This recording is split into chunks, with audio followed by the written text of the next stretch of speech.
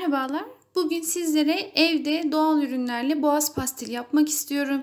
Ben mesleğim gereği öğretmen olduğum için bütün gün yüksek sesle konuşmak zorundayım ve bu boğazımıza sürekli faranjite ve tahrişe sebep oluyor. Bunun ilerisi öksürüğe dönüyor.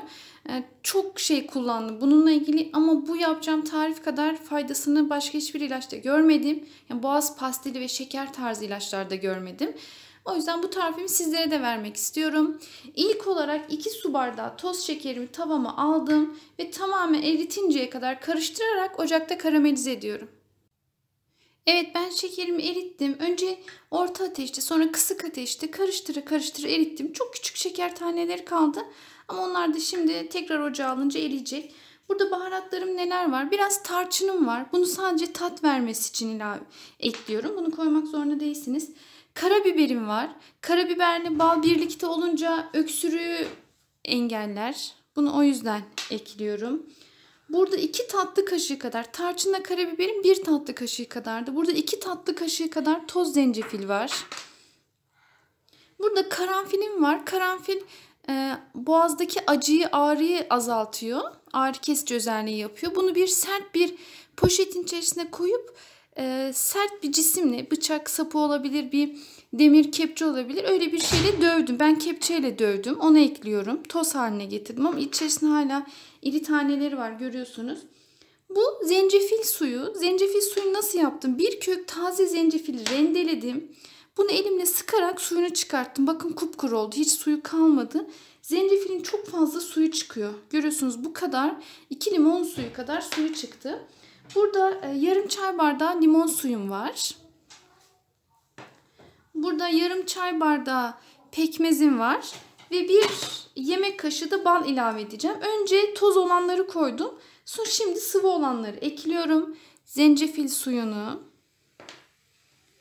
pekmezimi, limon suyumu ve 1 yemek kaşığı balımı ilave edip tekrar ocağa alıyorum ve karıştıra 2-3 dakika daha pişiriyorum. Evet, şekerim tamamen özdeşleşti içindekilerle. Ben sizlere göstermek için şekerimi ocaktan alıp malzemelerimi burada koydum. Fakat size tavsiyem kesinlikle malzemeleri şeker ocaktayken koyun. Çünkü şekerim tekrar katılaştı ve onu eritmek için daha uzun süre kaynatmak zorunda kaldım.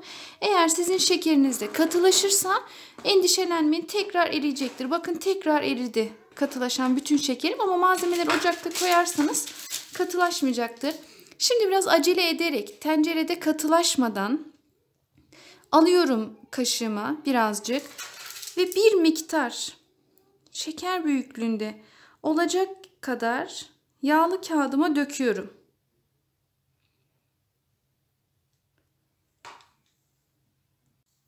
Evet, ben pastellerimi tepsiye döktüm. Bu şekilde yaklaşık 3 tepsi çıktı bu sayıda. Çok birbirine yakın dökmedim. Kaşıkla döktüğüm için şekiller çok düzgün olmuyor. Siz daha düzgün yapma yöntemi bulursanız lütfen yorumlarda bana da yazın. Çok memnun olurum. Tepsiye dökerken, yani kağıda dökerken de mutlaka tencereniz ya da tavanız ocakta olsun. Çünkü çok çabuk katılaşıyor şekerimiz.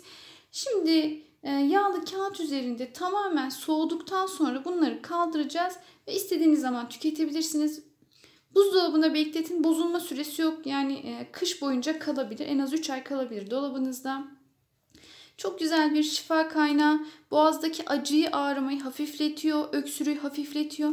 Tabii ki ilaç değildir ama çok güzel bir hastalık dönemini atlatma yöntemi. Şiddetle tavsiye ederim.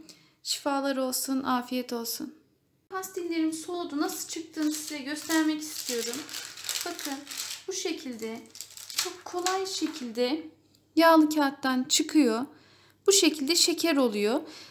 Tatlı acı bir tadı var. Yani zencefilin boğazı yakan bir tadı var, zencefille karabiberin. Çocuklarınıza sevdirmek için içine fındık koyabilirsiniz. Ya da biraz daha büyük yapıp sıvı haldekinin içine birer tane bütün fındık koyabilirsiniz. Ceviz koyabilirsiniz. O şekilde çocuklarınıza sevdirebilirsiniz. Ama çok şifalı bir şey oldu. Çok da kolay oldu. Hepsi çok kolay şekilde kalkıyor. Görüyorsunuz, uzun süre muhafaza edebilirsiniz serin bir ortamda. Afiyet olsun.